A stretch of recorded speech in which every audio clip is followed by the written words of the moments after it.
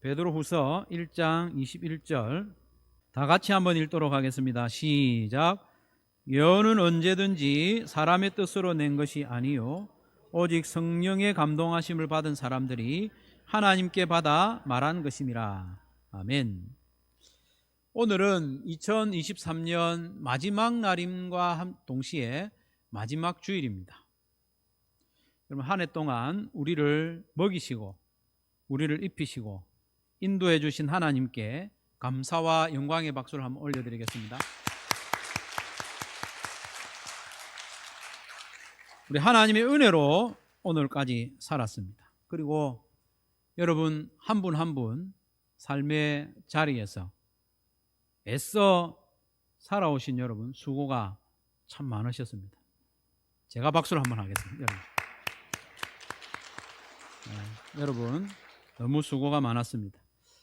그런데 우리가 한 해를 마치면서 뒤를 돌아보면 내가 잘 살아왔는지 잘 못 살았는지 조금 분명하지 않은 때도 있죠.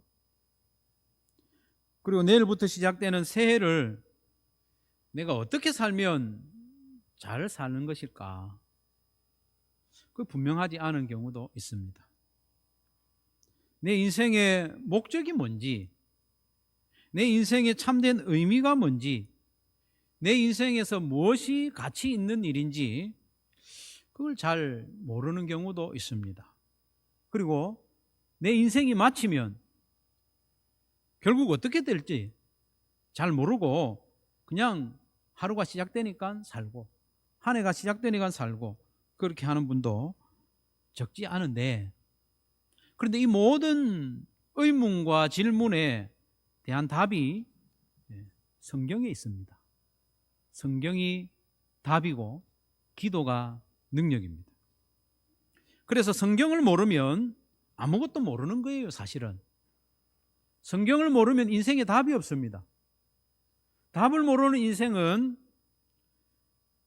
필연적으로 헤매기 마련이고, 답을 모르는 성도는 여기 기웃하고 저기 기웃하고 이것 해봤다가 저것 해봤다가 하다가 결국 인생을 마치게 되는 거죠.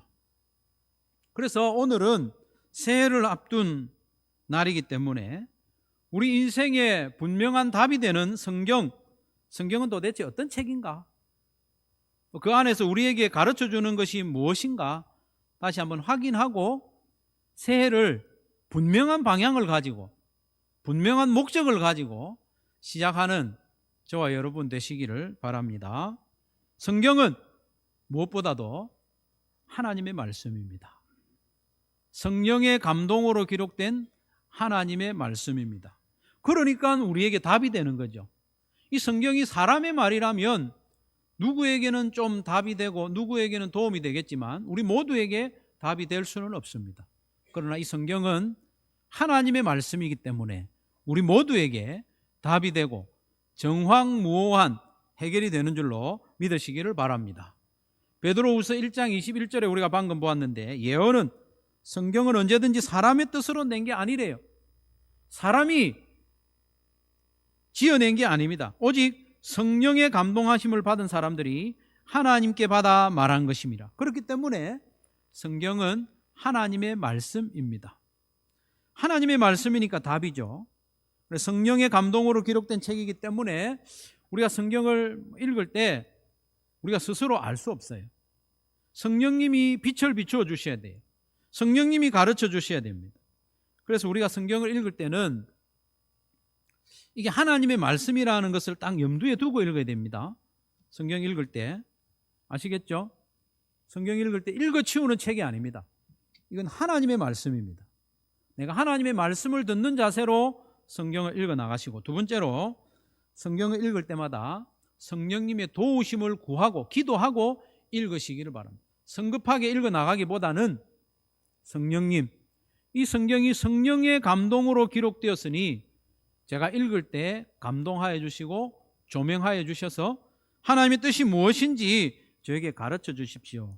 기도하고 읽으면 실제로 성령님께서 빛을 비추어 주실 줄로 믿습니다. 그러면 이 성경을 통해서 우리에게 무엇을 알려주시는가? 내용적으로 보면 첫 번째로 성경은 하나님이 어떤 분이신지 알려줍니다. 여러분, 이게 중요한 이야기입니다. 성경은 하나님이 어떤 분이신지 알려주셔요. 사람의 지혜로는 하나님이 어떤 분이신지 알 수가 없습니다. 아무리 공부를 하고 노력을 해도 하나님이 누구신지 어떤 분이신지 사람은 알 수가 없습니다. 사람은요, 공부를 해도 자기도 잘 몰라요. 사람이 어떤 존재인지도 모르는데 어떻게 하나님을 알 수 있겠습니까? 성경이 하나님이 어떤 분이신지 알려줍니다. 여러분, 2차원의 존재가 3차원의 존재를 알 수 없고 이해할 수 없듯이 하나님은 우리보다 훨씬 더 높은 차원의 존재이기 때문에 사람인 우리가 하나님을 스스로 알 수 없습니다. 하나님께서 알려주시는 만큼만 우리가 알 수 있습니다. 그것도 성령님이 지혜를 주시고 조명해 주셔야만 알 수 있습니다. 그래서 우리는 성경을 통해서 하나님을 알 수 있습니다. 하나님은 성경을 통해서 우리에게 자신을 알려주시죠. 계시해 주십니다. 그렇기 때문에 성경이 계시죠. 우리는 성경을 통해서 하나님의 능력을 알 수 있습니다. 하나님이 이만큼 능력이 크신 분이구나. 우리는 성경을 통해서 하나님의 성품을 알 수 있습니다. 하나님의 성품이 어떤가? 우리는 성경을 통해서 하나님의 계획이 무엇이고, 우리는 성경을 통해서 하나님이 어떤 일을 하시는지 알 수 있습니다. 그렇기 때문에 우리는 성경을 읽어야 합니다. 우리는 성경을 읽을 때 은혜 받아야지, 그 마음도 귀합니다만은 성경을 읽을 때 하나님은 어떤 분이신가, 하나님은 어떤 일을 행하시는가, 거기에 관심을 가지고 읽는 것이 좋겠습니다. 창세기 1장 1절에 하나님이 어떤 분이신지 선언을 하고 있죠. 1장 1절에 태초에 하나님이 천지를 창조하시니라. 여러분, 성경을 통해서 하나님이 자신을 우리에게 알려주시는데 가장 먼저 알려주시는 게 이겁니다. 하나님이 태초에 천지를 창조하셨다.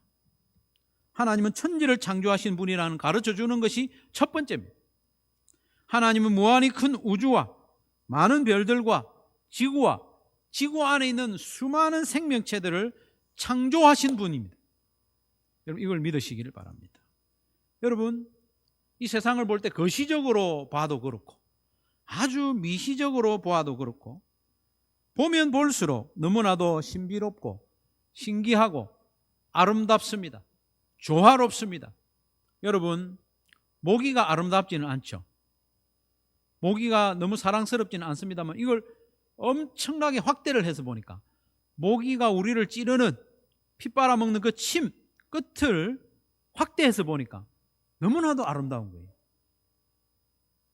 하나님이 만드신 것은 다 아름답습니다. 그래서 천지를 창조하신 하나님은 무한히 큰 능력과 지혜를 가지신 분이다. 성경을 통해서 알 수 있습니다. 그런 하나님을 아는 것이 왜 중요한가?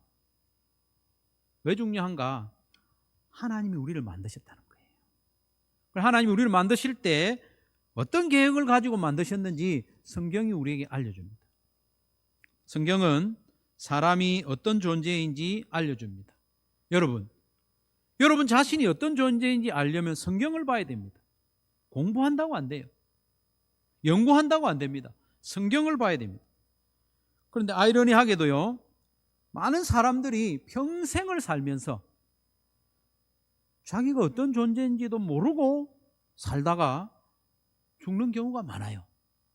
이 땅에 태어나서 부지런히 열심히 사는데 자기가 어떤 존재인지도 모르고 그냥 살다가 죽는 경우가 많다는 겁니다. 그런데 성경은 사람이 어떤 존재인지 분명히 알려줍니다. 사람은 하나님이 만드신 존재입니다. 하나님이 우리를 만드셨어요. 우연히 생겨난 존재가 아닙니다. 진화돼 가지고 생긴 존재가 아닙니다. 하나님께서 특별한 목적을 가지고 특별한 존재로 우리를 만드셨어요.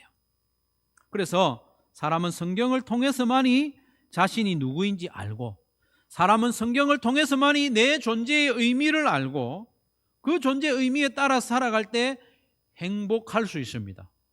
나름대로 산다고 행복하지 않습니다. 성경이 가르쳐 주시는 대로 하나님이 나를 지으신 목적대로 살 때에 행복할 수 있습니다. 창세기 1장 26절에서 28절 말씀 같이 한번 읽겠습니다. 시작.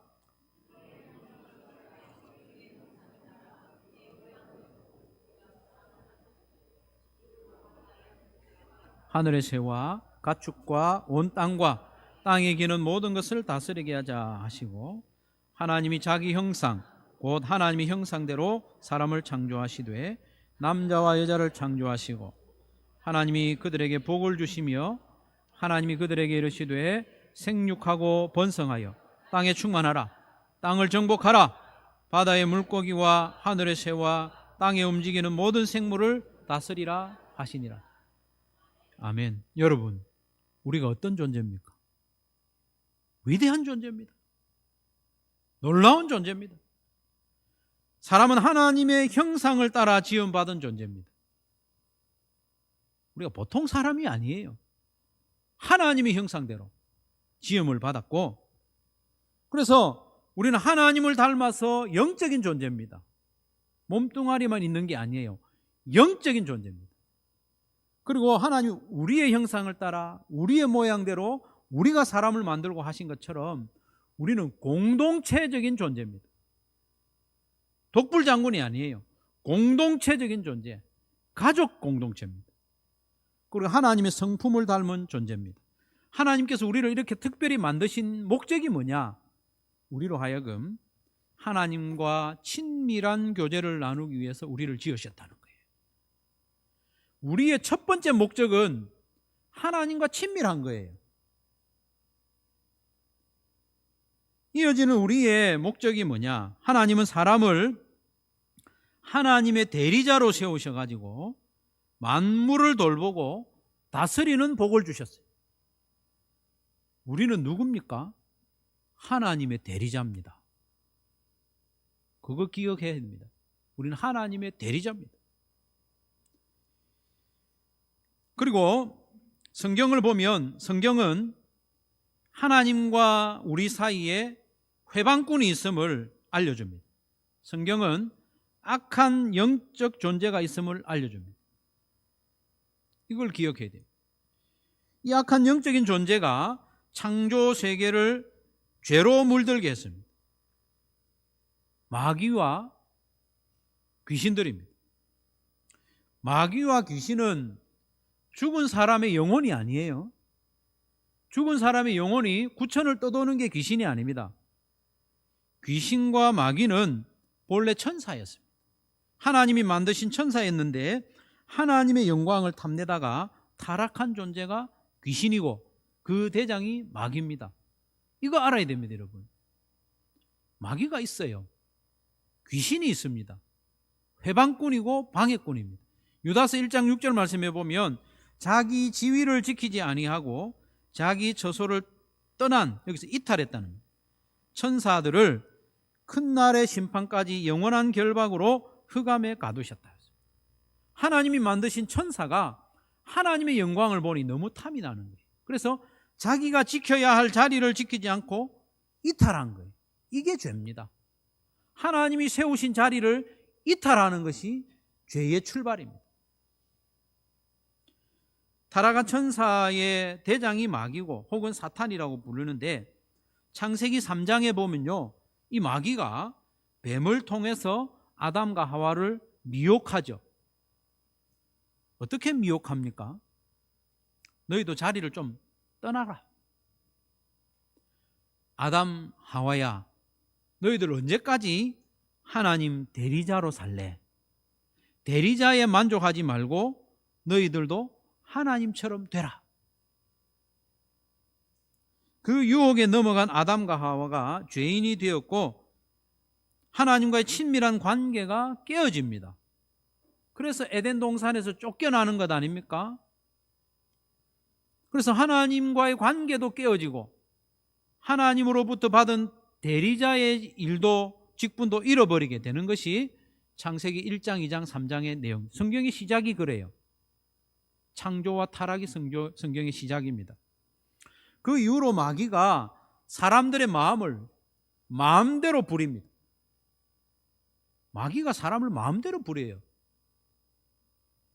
하나님 가까이 하지 못하게 방해합니다. 마귀가 하는 일의 핵심이 뭐냐? 하나님과 우리 사이를 멀어지게 하는 겁니다. 그러니까 우리가 인생을 살고 믿음 생활을 하다가 하나님과 좀 거리에 방해가 되는 것, 하나님과 교제에 방해가 되는 것이라면 무엇이든지 마귀의 방해고 마귀의 짓입니다.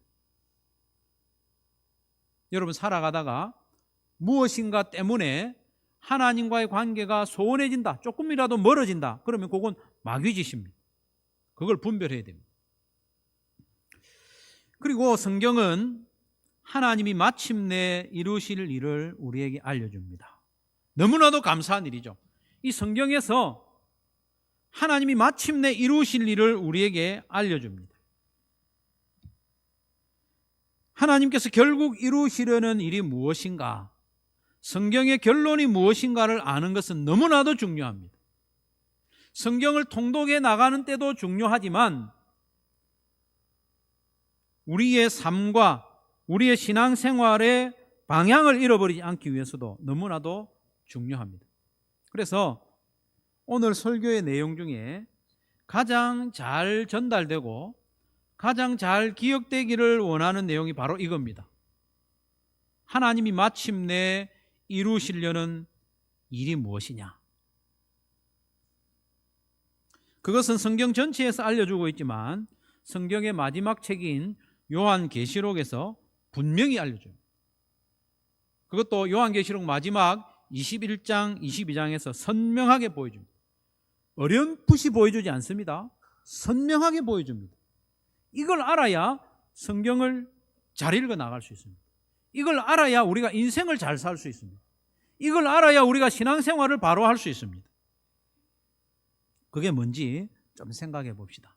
요한계시록 21장 2절 말씀에 보면 또 내가 보매 거룩한 성 새 예루살렘이 하나님께로부터 하늘에서 내려오니 그 준비한 것이 신부가 남편을 위하여 단장한 것 같더라고 했습니다. 거룩한 성 새 예루살렘이 하나님께로부터 하늘에서 내려오는데 그 준비한 것이 신부가 남편을 위하여 단장한 것 같더라고 했죠. 여기 나오는 거룩한 성 새 예루살렘은 바로 교회를 말합니다. 하나님의 백성이 교회를 말합니다. 그런데 이 교회가 이 땅에 있지 않고 하늘에서 내려온다고 그래요. 조금 의아하죠. 교회는요, 이 땅에도 존재합니다. 그리고 동시에 하늘에도 존재합니다. 이 땅에 존재하는 교회는 바로 우리입니다. 이 땅에 존재하는 교회는 완전하지 않습니다. 흠이 있고 부족함이 있습니다. 그러나 천국의 천상에 있는 교회는 완전합니다.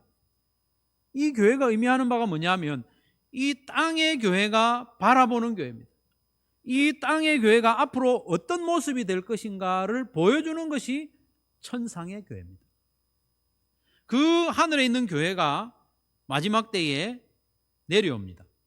내려와서 이 땅의 교회를 온전하게 만드는 거죠. 우리를 그렇게 변화시켜 준다는 겁니다. 어쨌든 하늘에서 내려온 거룩한 성 새 예루살렘, 이 교회를 무엇에 비유하느냐?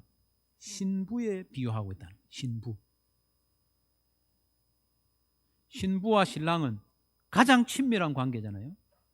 교회의 신랑이신 예수님과 교회가 그렇게 친밀하게 된다는 거예요. 이어지는 말씀에 보면 이 새 예루살렘, 신부와 같은 교회가 바로 성전입니다. 그리고 바로 지성소입니다. 그리고 요한계시록 22장에 넘어가면 이 교회가 바로 에덴 동산입니다. 에덴 동산.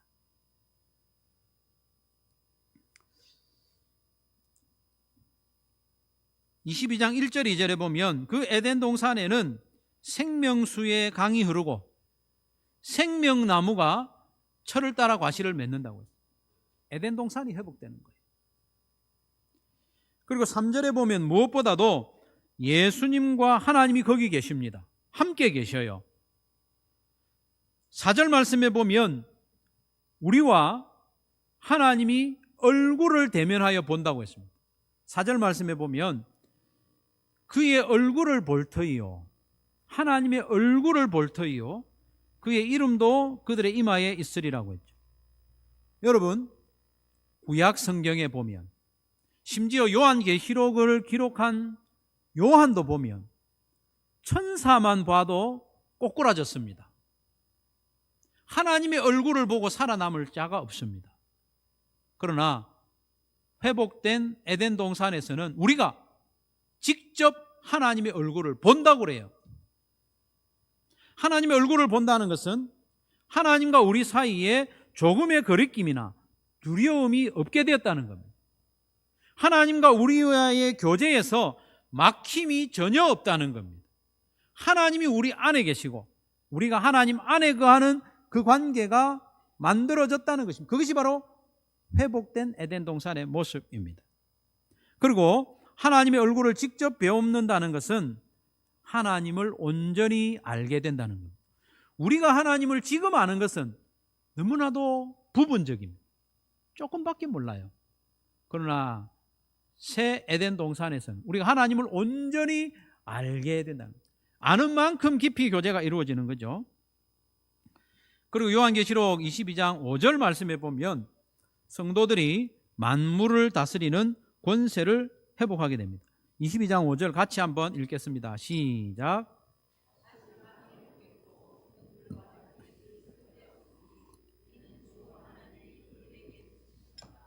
그들이 세세토록 왕노릇 하리로다. 아멘. 아멘. 이제 등불과 햇빛이 필요가 없어요. 하나님이 우리에게 직접 비추어 주기 때문에.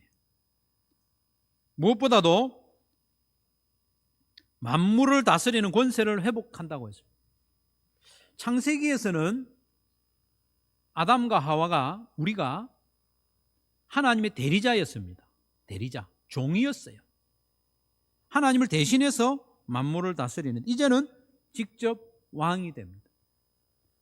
영원토록 왕노릇 한다고 했습니다. 대리자에서 상속자로 바뀌는 거예요. 하나님의 자녀가 되는 거예요. 하나님의 가족이 되는 겁니다. 하나님과 공동체를 이루는 겁니다.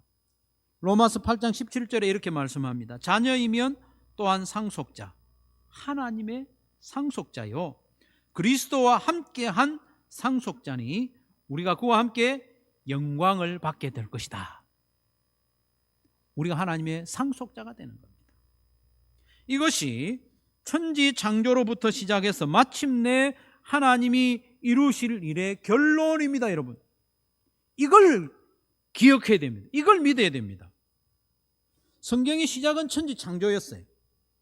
그러다가 마귀의 꼬임으로 타락했죠. 그러나 성경의 마지막 결론이 뭡니까? 천지를 새롭게 창조하는 것. 처음 천지를 창조하셨을 때는 하나님의 형상인 사람이 하나님과 극히 친밀한 관계 가운데 만물을 다스리는 대리자였습니다. 그러나 천지를 새롭게 창조하셨을 때 사람은 이제 더 이상 대리자가 아니라 하나님의 직접적인 상속자가 됩니다. 상속자. 하나님의 자녀가 되는 겁니다. 하나님의 신부가 되는 겁니다.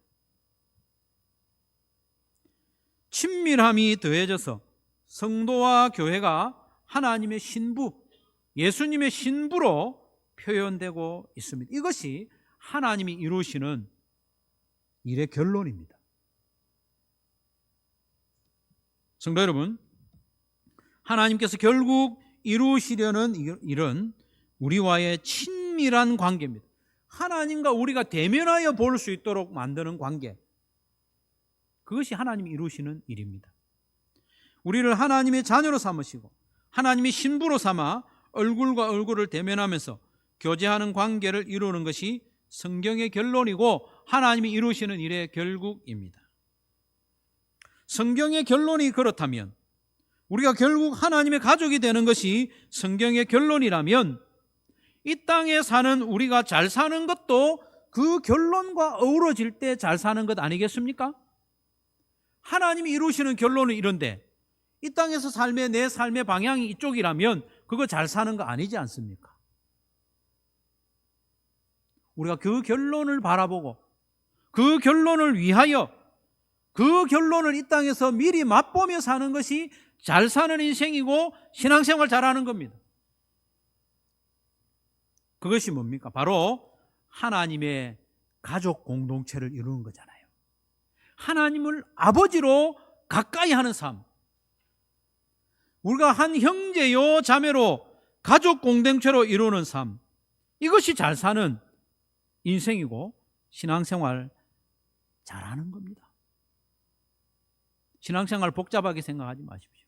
하나님과 친하게 지내는 겁니다. 우리가 가족 공동체를 이루고 실제로 그것을 경험하려고 애를 쓰는 것이 신앙생활입니다. 그게 결코 쉬운 일은 아니죠. 그러나 우리는 그것을 우리 인생과 신앙생활의 목적으로, 방향으로 분명히 삼고 그 방향으로 한 걸음씩 나아가는 것이 중요합니다. 왜 그렇습니까? 마침내 하나님이 이루실 것은 그것이기 때문에 하나님이 이루시는 그 일의 방향으로 우리가 가야 되지 않겠습니까?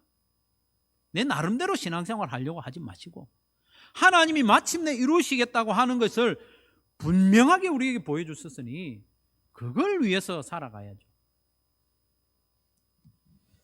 성경은 하나님이 그 일을 이루시는 과정과 방법까지 알려줍니다. 성경에는 창세기 1장에서 3장, 요한계시록 22장에서 22장 이것만 있는 게 아니잖아요. 그것은 시작과 마침입니다.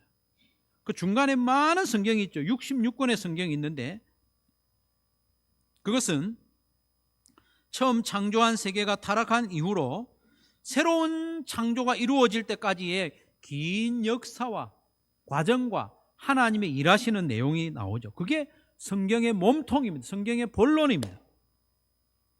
하나님께서 타락한 인간들과 창조 세계를 어떻게 구속하시고 회복시키시는지 그 역사가 성경의 몸통입니다.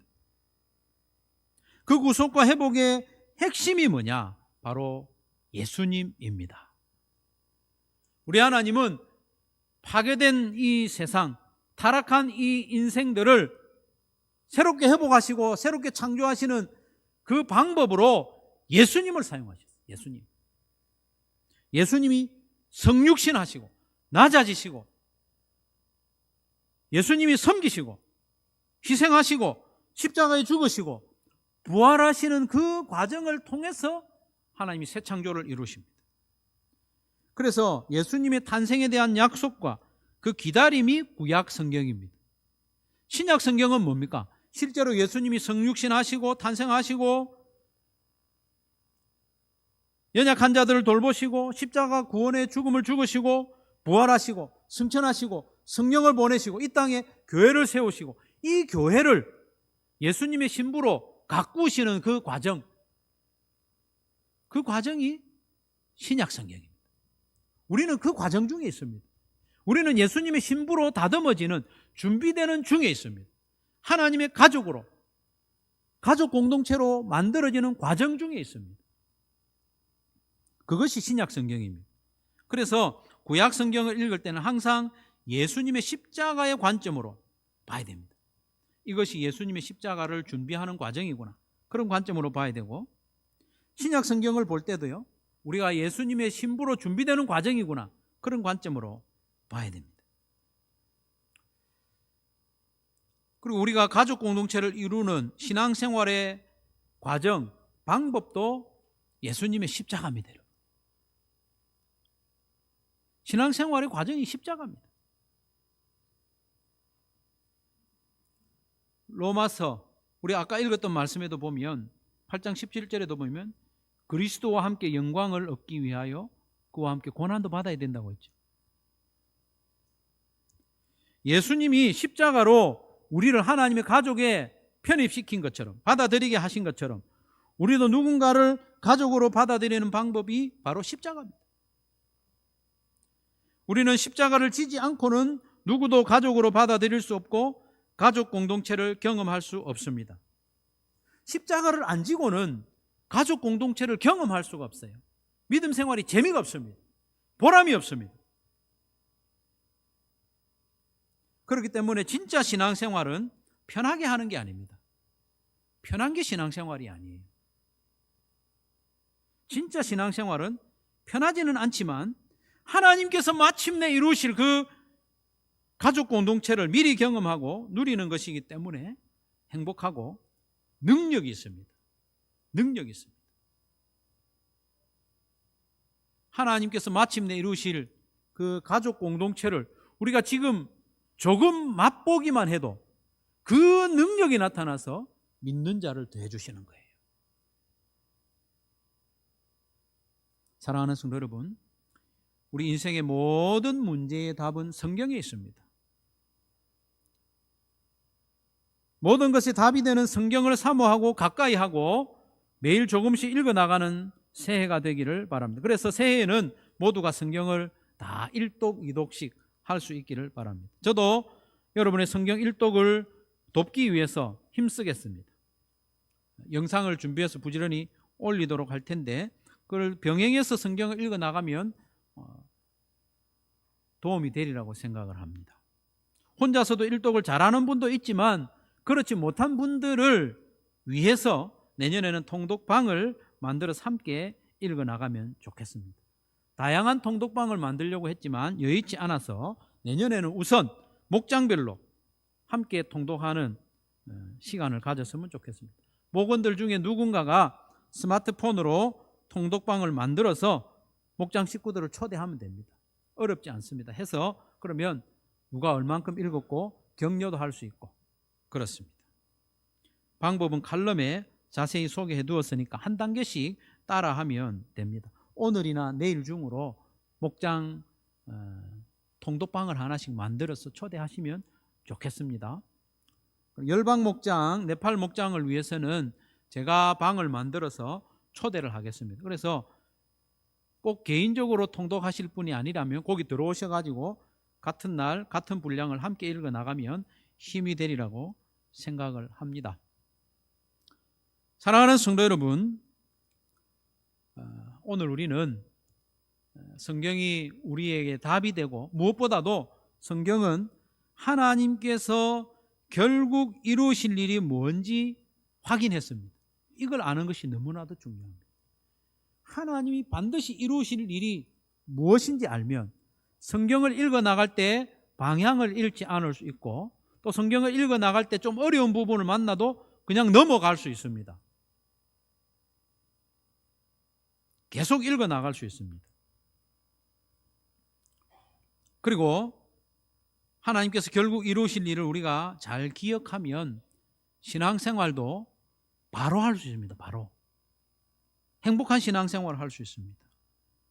하나님께서 결국 이루실 일은 우리를 하나님의 가족으로 삼고 우리를 하나님의 상속자로 삼아서 만물을 상속해 주는 거잖아요. 예수님의 성육신과 십자가를 통해서 그렇게 하시고 있지 않습니까? 그것을 염두에 두고 성경을 읽어 나가기도 하고 또 그것을 염두에 두고 신앙생활도 그 방향으로 우리 신앙생활의 방향은 하나님이 이루시는 방향, 일의 방향하고 똑같아야 됩니다. 그래야 행복하고 보람있고 능력이 있습니다. 그런 신앙생활하는 저와 여러분 되시기를 주님의 이름으로 축원합니다.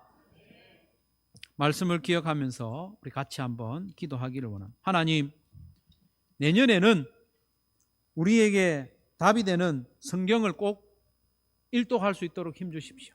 함께 읽어나갈 수 있도록 도와주십시오. 한번 기도하시고 또 우리의 신앙생활이 하나님이 마침내 이루실 그 일에 합한 부합되는 방향으로 십자가를 지는 가족 공동체를 이루는 그런 신앙생활을 할 수 있도록 우리 같이 한번 합심해서 기도하도록 하겠습니다. 기도합시다.